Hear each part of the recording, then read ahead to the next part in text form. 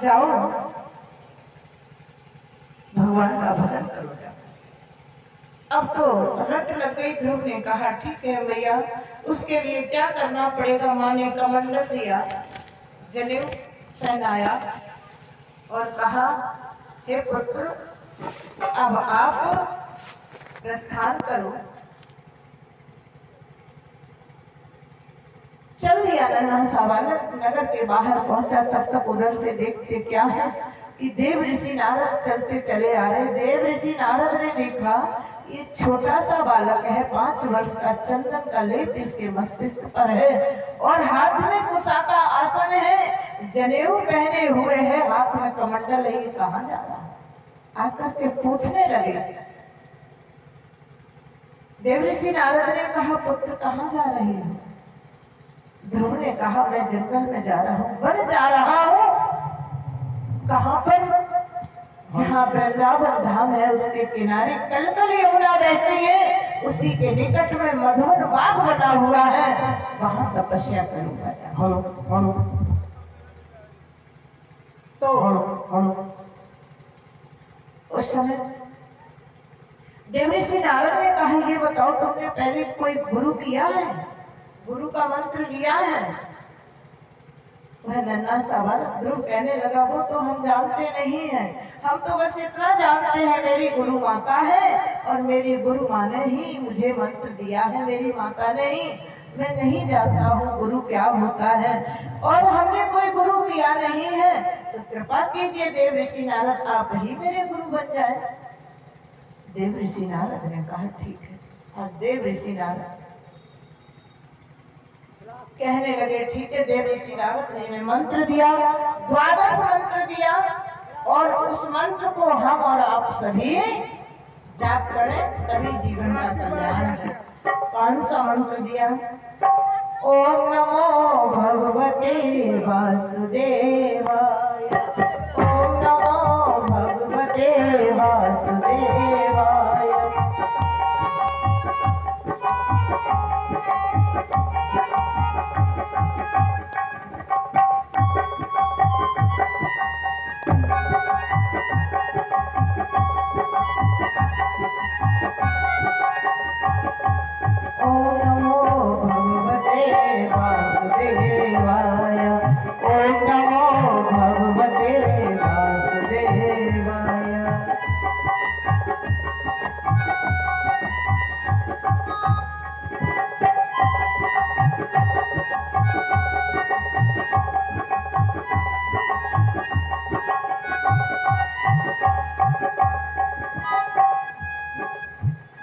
इस प्रकार से देव ऋषि नारद ने ये 12 मंत्र दिया। फिर देव ऋषि नारद ने सोचा ये छोटा बालक है कहीं डर न जाए, ठोंक बजा करके इसको पक्का कर ले। देव ऋषि नारद ने कहा ये बताओ वहां जंगल में बहुत बड़े बड़े शेर चीते हैं, तुमको खा जाएंगे और वहां तुमको भोजन नहीं मिलेगा, खाओगे क्या। ध्रुव कहने लगा जब मेरा जन्म नहीं हुआ था तो प्रभु ने माँ के आंचल में मेरे भोजन की व्यवस्था पहले ही कर दी थी। माँ के आंचल में दूध पहले ही आ गया। तो जब ये व्यवस्था की है, जब दांत नहीं थे तब दूध दिया और अब दांत दिए तो कुछ और भी देवो। वो सारी व्यवस्था मेरी प्रभु करेगा। समझ गए देव ऋषि नारद ये बालक पक्का हो गया है। अब वहां से प्रस्थान किया ध्रुव ने और पहुंचे हैं वृंदावन धाम, जहां मधुवन बाग है, वहां बैठ करके तपस्या की। ध्रुव ने 6 महीने तपस्या की। 6 महीने की तपस्या में किसी किसी दिन जल पी के रह जाते, किसी महीने में फल फूल खा करके रह जाते, किसी महीने में नाना प्रकार से उन्होंने 6 महीने व्यतीत किए। ध्रुव ने 6ठे महीने में अपने प्राण वायु को रोक लिया और भगवान का भजन कर रहे हैं। उधर देव ऋषि नारद पहुंच गए भगवान के दरबार में। प्रभु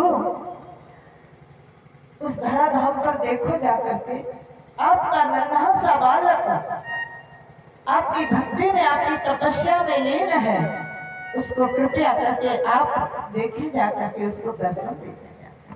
भगवान ने तनिक भी देर नहीं लगाई, तुरंत द्वारकाधीश आए और खड़े हो गए, मंद मंद मुस्कुरा रहे हैं।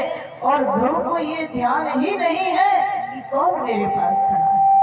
सब देवता परेशान हो गए। जब प्राण वायु खींचने लगे, देवताओं को भी स्वर्ग में हवा नहीं मिल रही है, वायु नहीं मिल रही, सब परेशान हो गए। भगवान से प्रार्थना कर रहे हैं, हे प्रभु, हमारे प्राण चले जाएंगे, हवा नहीं मिल रही, वायु नहीं मिल रहा, वातावरण बदल गया है, प्रभु शीघ्र जाइए और आप उस भक्त को दर्शन दीजिए। भगवान आ गए। मंद मंद मुस्कुराने बालक को ध्यान नहीं है। भगवान ने सोचा ये तो अचेता अवस्था में है, तो भगवान पास नहीं गए। भगवान ने कपोलों से जैसे ही 2 उंगली लगाई है, वैसे ही थोड़ा होश आया, चेतना आ गई ध्रुव को कि नैवं विदामो भगवन् प्राण रोधम प्राप्तां वयं त्वमहं शरणं शरण्यं। हे प्रभु, आपको मैं प्रणाम करता, प्रणाम किया ध्रुव। अब भगवान ने तुरंत ही ध्रुव को गोद में बिठा लिया।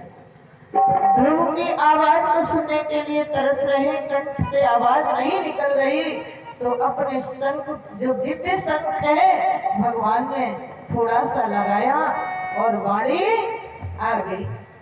आज प्रार्थना ध्रुव कर रहे हैं, क्या कह रहे हैं कि योवति प्रविश्यामम वाचिमहो प्रसुप्तियं च मूल्यं किल शक्ति धराशधाम्ना अनर्ष्यश्च हस्तचरणों। मैं आपके चरणों को बार बार वंदन करता हूँ प्रभु, मेरी प्रार्थना को स्वीकार कीजिए, आपका मैं स्वागत करता हूँ। इसलिए आज भगवान बड़े प्रसन्न हो गए। भगवान कहने लगे, ध्रुव, अब तो तुमको मेरी गोद मिल गई है, यदि कुछ वरदान मांगना चाहते हो तो मांग लो। ध्रुव कहने लगे, मुझे कोई वरदान